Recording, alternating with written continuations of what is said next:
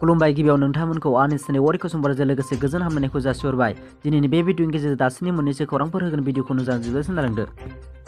दानिया फैदो गुबै रादाबाव क'क्राझार जिल्ला हारिमु आफादा गुथि रंजालि बैसागु फोरबो खुंफुंदों। क'क्राझार जिल्ला बर' दुलाराय बर' हारिमु आफादनि गुथि रंजालि बैसागु फोरबो हाबाफारियाव क'क्राझार जिल्ला एबसुनि गाहाय नेहाथारि खाम्फा बसुमतारिया गोजोन आरो खौसेथिनि फारौ बिरहोनायजों सोमोन्दो लाखिनानै कुमायाव थानाय गासै सुबुंफोरा खौसेथि थाना गेरेमसा बर' माहारि दानायाव बयखौबो बाहागो लानो खावलायो।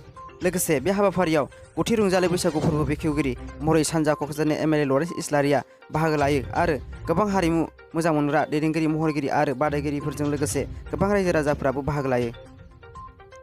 दुखुनांथाव खौरां, गुबुन हारिनि सासे गाज्रि सुबुंजों हाबा जानायनि फिथाइ सासे बर' आइजोआ दिल्लीनि सासे सुबुंजों हाबा जाना लानानै दायो न'निफ्राय होखारजाबाय। बर' आइजोनि निजोरा नार्जारिया दायो पुलिसफोरनि खाथियाव थांदों। आइजोआ बुंनाय बादिब्ला बिनि फिसाया गुबुन हिन्जावसा हाबा खालामनानै बिखौ होखारबाय। सासे गथ'बो दं बर' आइजोनि। 5 बोसोर जाबायमोन बिसोरनि सोमोन्दोआ। मोजां मोनलायनानै हाबा जादोंमोन बर' आइजोआ गुवाहाटीनिफ्राय थांदोंमोन।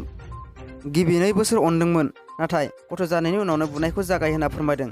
बिखुनजोआबो होखारहरबाय, दायो गोदान बिहामजोखौसो लाखिगोन होनना बुंनानै बिनि सिगां फिसायाबो बुयोमोन होनना बुंदों। दायो पुलिसनि खाथियाव थांनायनि उनाव फिसायनि गोसोआ सोलायदों होनना बुंदों। दायो बे बर' आइजोखौ लांफिनगोन होनना आरो मोजाङै लाखिगोन होनना बुङो, नाथाय दायो बेबादि बुंनायखौ गोरलैयै लाहोनो हायाखै। लांफिननानै माबाफोरसो खालामगोन नामा होननानै सन्देहजों आइजोआ लाथ'नो हायाखै, बेखौ उनावसो मिथिसिगोन। दानिया फैदो गुबुन रादाबाव गावनि गोख्रों खामानिनि आखाइ आसाम नाङै बयजोंबो सिनायजानाय अनसायजानाय आइपिएस अफिसार आनन्द मिश्रानि जाब्रबथाय। मिथिनो मोननाय बादिब्ला राम अफाखौ लोब्बा लाखिनानै काजिरङानिफ्राय कलियाबरसिम बाइकजों रेलि खालामनायाव नगाव जिल्लानि जख्लाबन्दायाव आइपिएस आनन्द मिश्रा बिथाङा जाब्रबथाय जादों। बे जाथायनि उनाव आइपिएस आनन्द मिश्राखौ फाहामसालियाव थिसननाय जायो। दानिया फैदो जोबथा खौराङाव नंखाय तान्त्रिक हमजादों। हिन्दु तान्त्रिकनि महर लानानै खामरुंनि बक' पुलिसा जमिर हुसैननि मुंनि सुबुंखौ हमदों।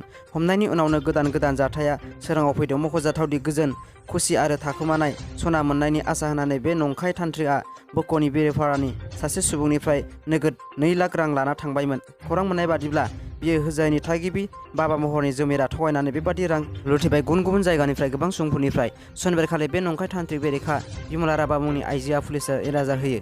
आगोलाव बिमल कुमार मुंनि कलिता सुबुंनिफ्रायबो थगायनानै रां लांदोंमोन। एजाहार होनायनि उनावनो पुलिसफोरा हमो। दासिमनि भिडिअ'आ बेखिनियासै। भिडिअखौ नायना मोजां मोनदोंबा लाइक आरो साबस्क्राइब खालामना गोदान भिडिअ लाबाय थानो नाजागोन।